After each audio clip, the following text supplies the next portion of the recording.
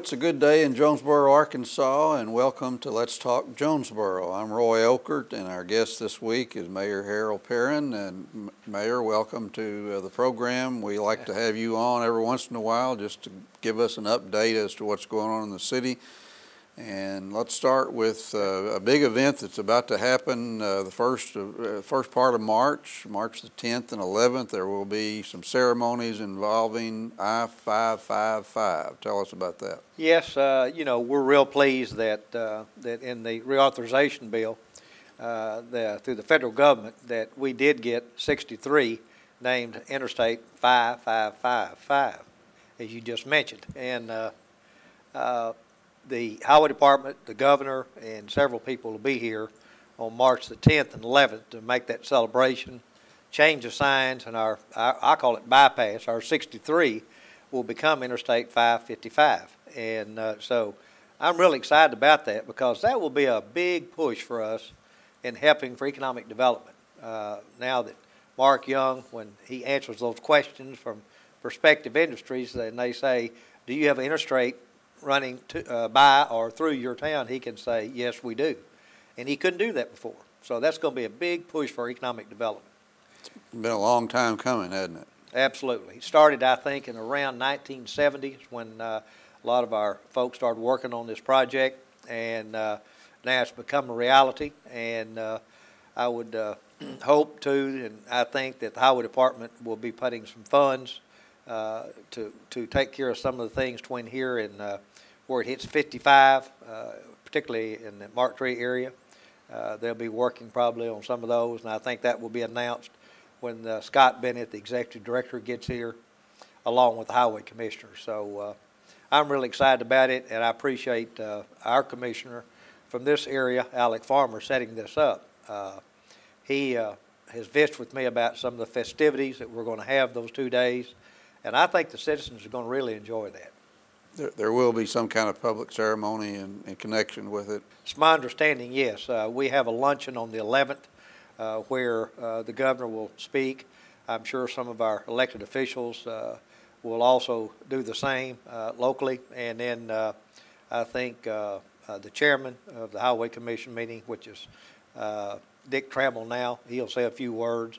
And then they're going to show some of the projects, not only on our interstate, but some other areas of our region. And I think that's going to be good for the people. So I would encourage, if you could, come to that luncheon on the 11th. And we're also going to give a tour to some of our highway commissioners while they're here, look at some of the projects that they funded in the past, as well as some of the things that we're working on in the new plan. One of the other city projects in connection with the Highway Department is the Parker Road Extension. Right.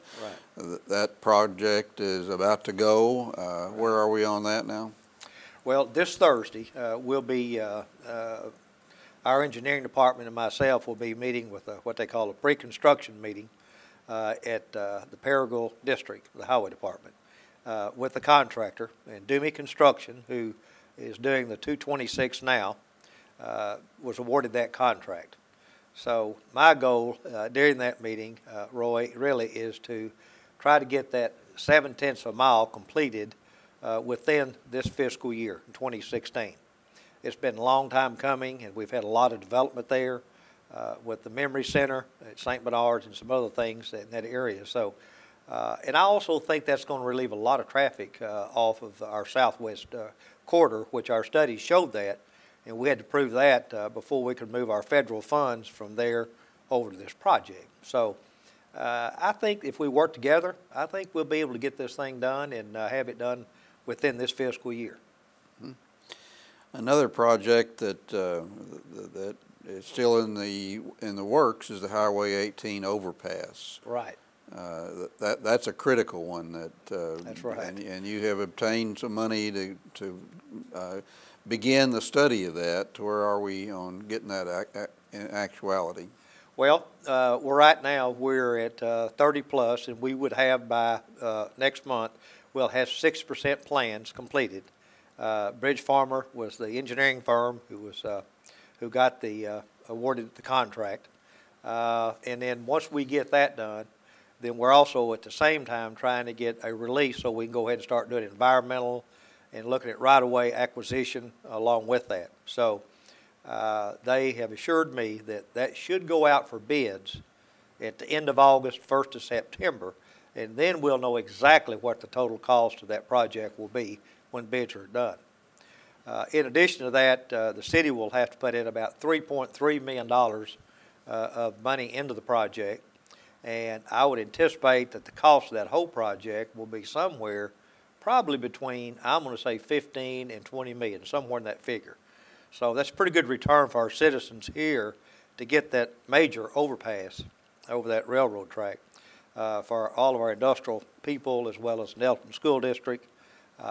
And so we're just excited about that, and I think we'll be able to go out for bids in 1st of September. The railroads participate in that too, don't Absolutely. I'm glad you brought that up. Burlington Northern, we meet with both railroad companies about once a quarter. And the way it sets now is that if you do an overpass, that railroad, whether it be UP or Burlington, will pay 5% of the total cost. And that's engineering, construction, the whole deal, right away, relocation of utilities. So they would pay 5% of that figure that we just mentioned.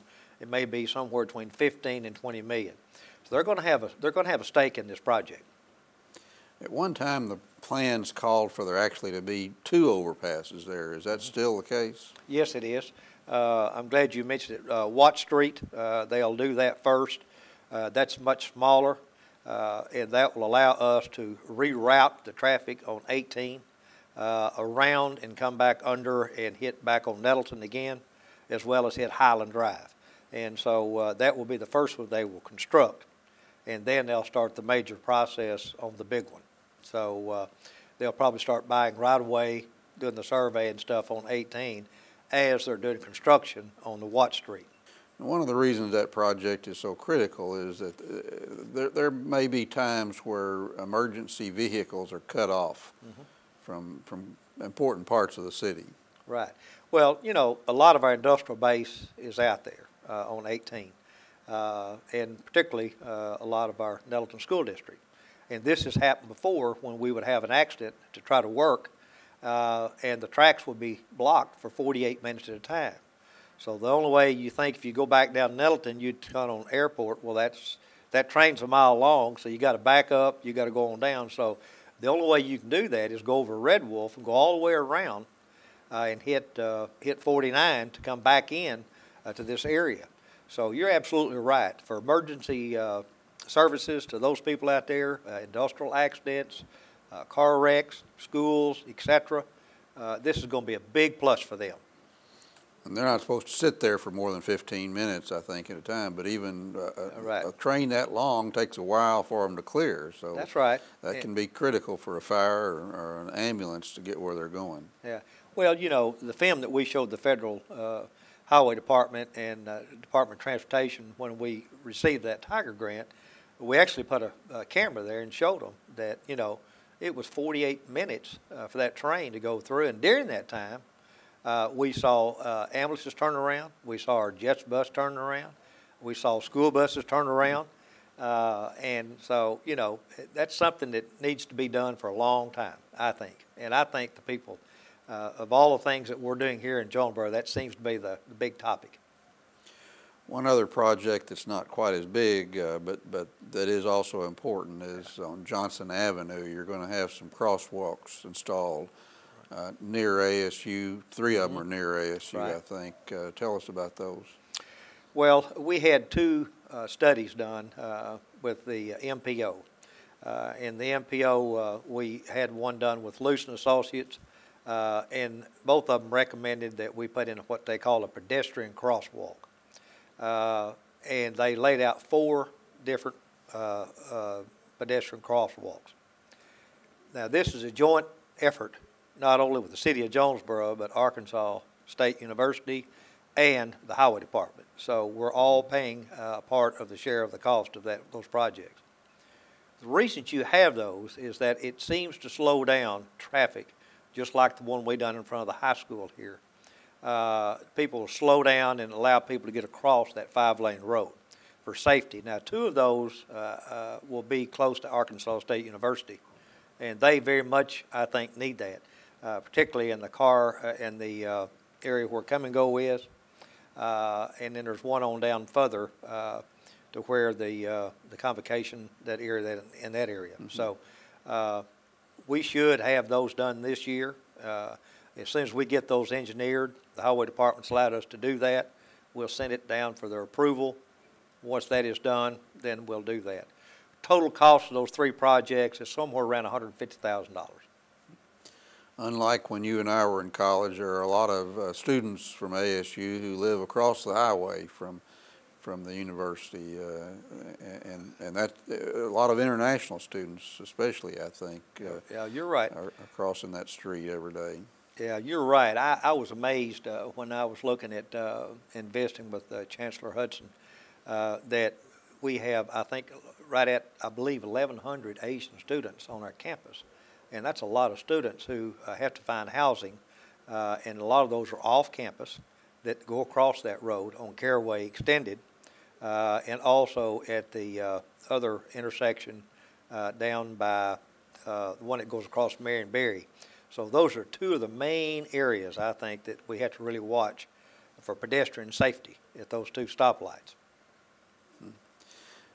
Not far from there, you're going to have City Streets Department working on a turn bay on Red Wolf Boulevard.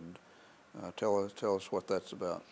Okay, we got approval from the Highway Department to take Red Wolf, and if you're coming in, say, from 351 or Perrin, particularly for concerts and for football games and anything that's going on campus, to help our police officers direct traffic in a safely manner, we felt like that we needed a decelerated lane on both sides, on north and south. So we'll move in on March I believe the 21st during spring break. There's no concerts, nothing much going on in the university for that week. And we're taking the median back 700 feet and doing a dedicated right turn lane if you're coming in from Perrin. So you can go ahead and get over into that lane, just like we did down in front of Cheddar's Cheese in that area, and allow that traffic to go on through so the police can work those intersections a lot easier in a safely manner. Now, if you're coming over the overpass on Red Wolf, we're going to be doing the same thing. We're going to do a turn lane that you can go ahead and get over into that lane, but it's too short now. So we're going to take that lane way back and take out part of that median also.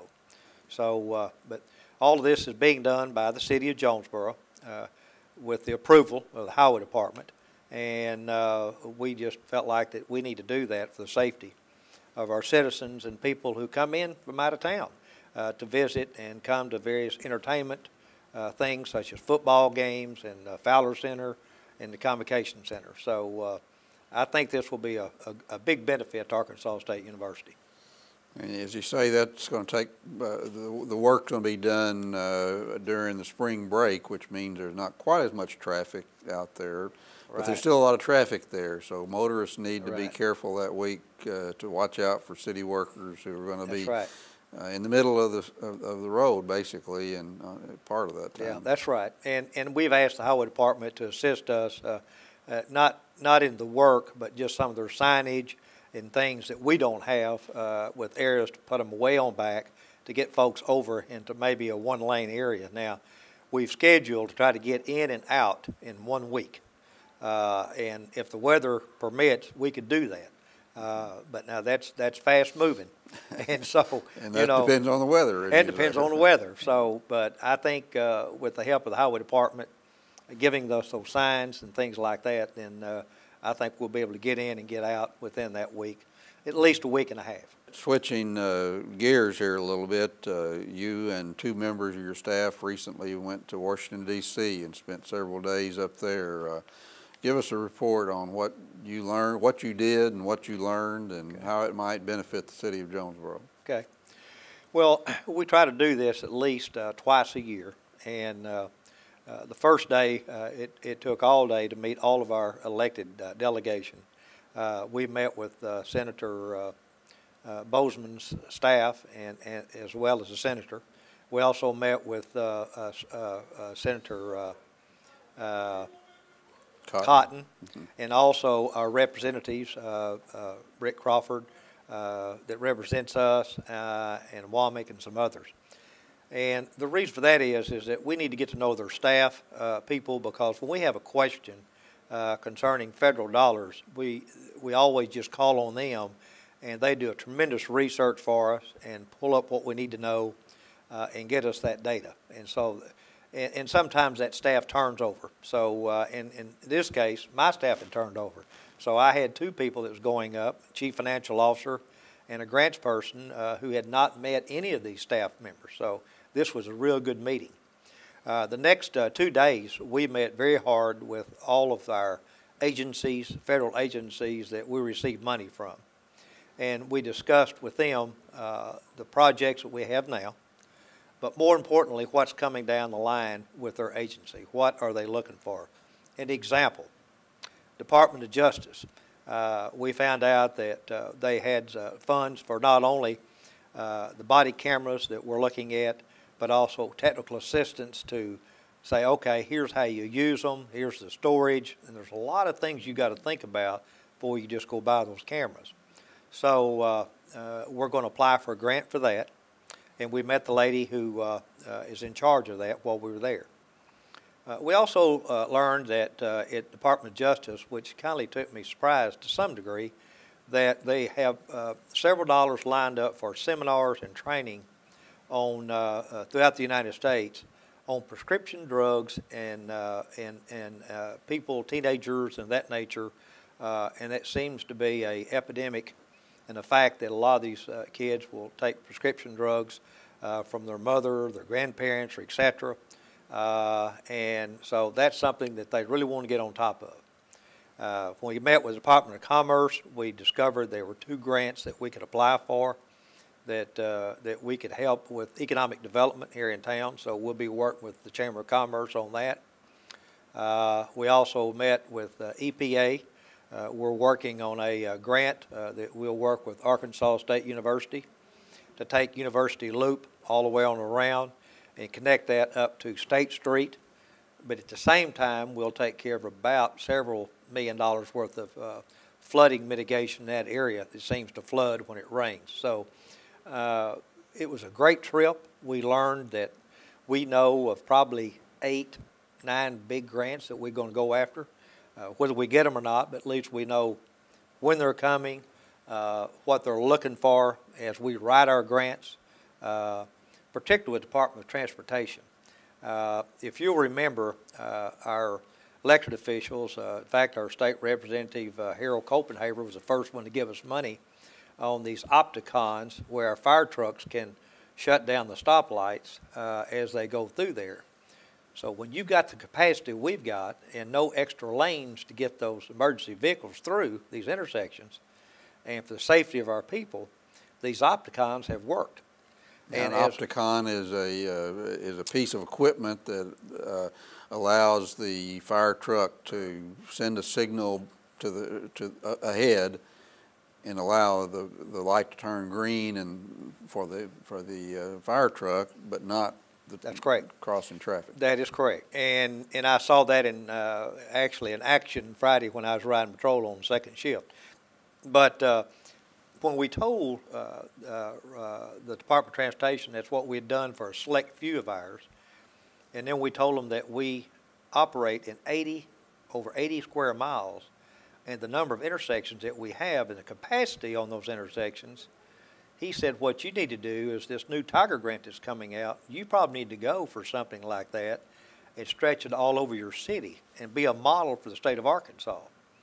So these are things you just don't pick up on when you pull up the website and says, okay, here's Tiger grants, here's how much we're going to have to hand out.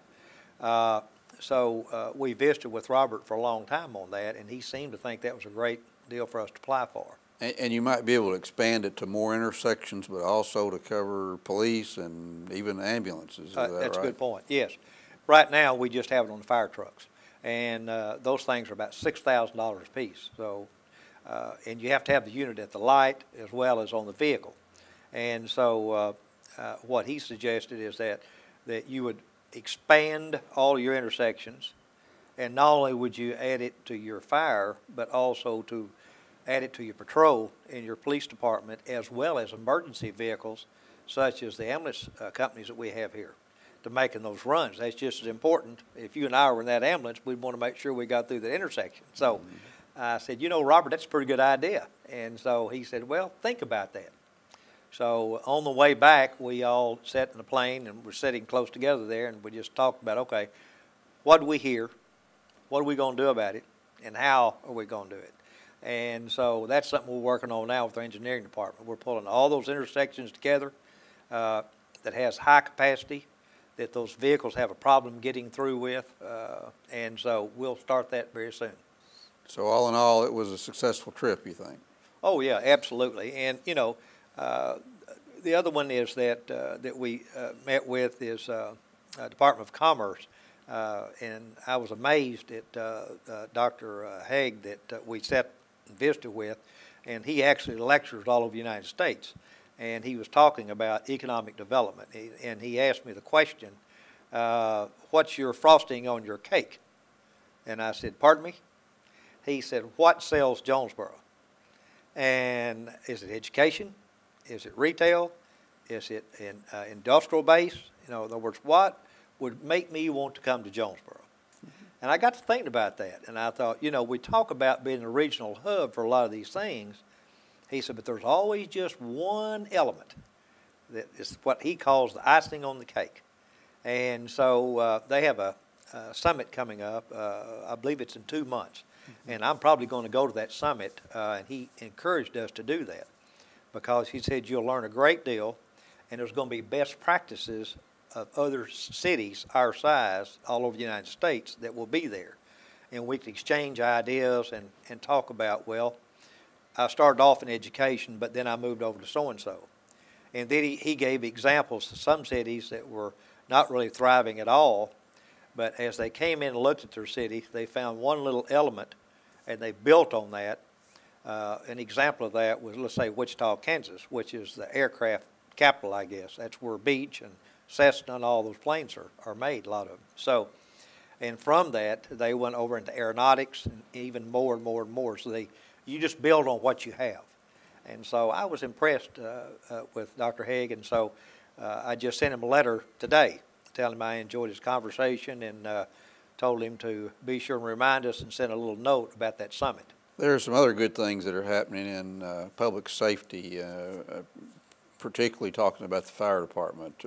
First, a few years ago, the city got a wake-up call on fire coverage when it looked like you might lose the insurance rating that you have, which is called an ISO. You had a 3. It had a 3, and there was some talk about it, maybe even going down to a 6 or 8. Right.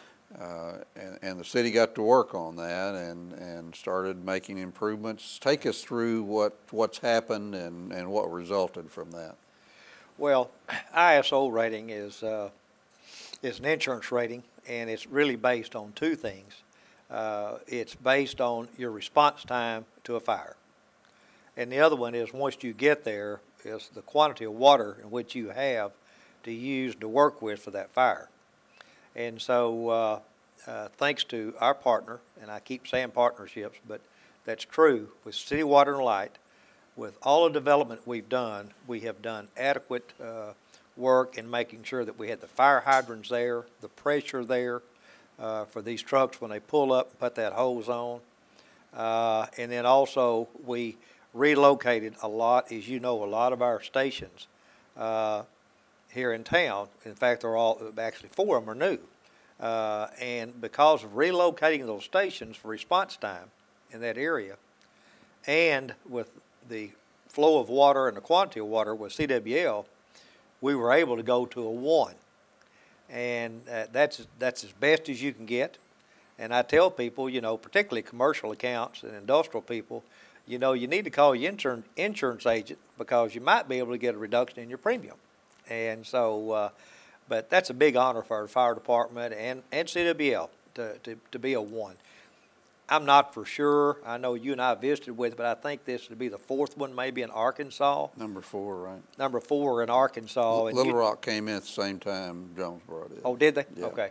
And so that just shows you out of 500 cities in the state of Arkansas, and we're only 4 has that rating. So I'm real proud of our fire department and what they've done in working with ISO folks to make sure that we put these stations in the right location. Because when you start building these fire stations at $2 million at a time, you want to make sure that it's going to be there for some time in that area. And with our growth that we have, about 2.5% to 3% a year, you can imagine last year we opened up 18 new subdivisions. Now, with those 18 subdivisions, how many homes are in each one of those? And where's the water for that? And where's the nearest fire station? So that's what these gentlemen have to do all the time, is just, it's a constant deal of looking and planning ahead of what's going on in our city. So even though the city doesn't expand necessarily, where the homes are changes, and therefore the fire stations have to be reevaluated ever so often. Exactly. I went to Little Rock the other day, and I noticed on my left on 226, there's a new subdivision going up. This weekend, I turned down on Metzler Lane. I looked to my right, and there's a new subdivision. And so you just start thinking about all the new subdivisions going on in our town. You know, used to, I could probably name you a lot of the subdivisions in our city. Today, it'd be difficult to try to keep up with all of them. So, and that's the good news. But we just got to be ahead and ready for these things, and having this ISO 1 is incredible.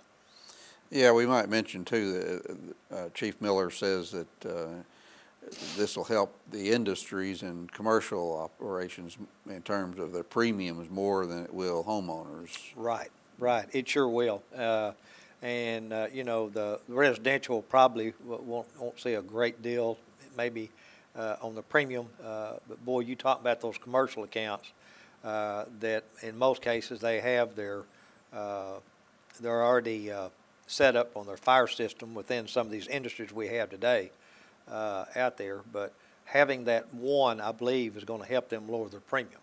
And if we can do anything to help our citizens out there, particularly lowering their insurance premiums, that'd be good, and the safety of our people. We've just got a couple of minutes left, Mayor, but one other thing that you've been working on is to appoint a medical director for the fire department and the police department.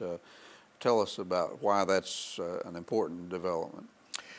Well, in our fire department, we make a lot of emergency medical response runs in a year's time.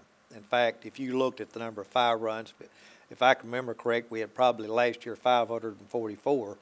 But when you take the medical runs, you're talking of over 2,000. And a lot of times those fire trucks, as they are logistically located, in some cases can be maybe an emergency vehicle to that location for a wreck or something.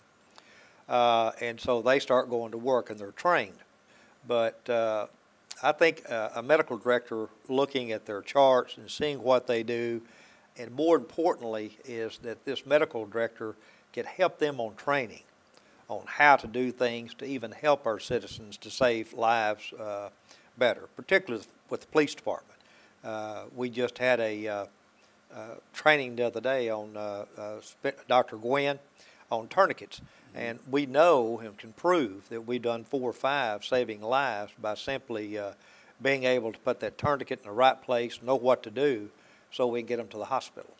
And so I'm looking forward to that, and I'm working with our city attorney to make sure that we do it properly, and so we can go ahead and announce that in the near future. That would be Dr. Spencer Gwynn is the gentleman you're referring to. That's correct. That's correct. He just met with all the mayors in Craighead County about 2 weeks ago, and showed a presentation. And in fact, we all have agreed to apply for a grant to get these emergency kits in every vehicle, police vehicle, not only in Jonesboro but all the other 10 cities with inside and the county. They will have them in the back seat and or their vehicle where they can be trained on everything in that kit, how to use it. Okay, So- Mayor, thank you for taking time to be with us Yeah. today, and we thank you, the viewer, for taking time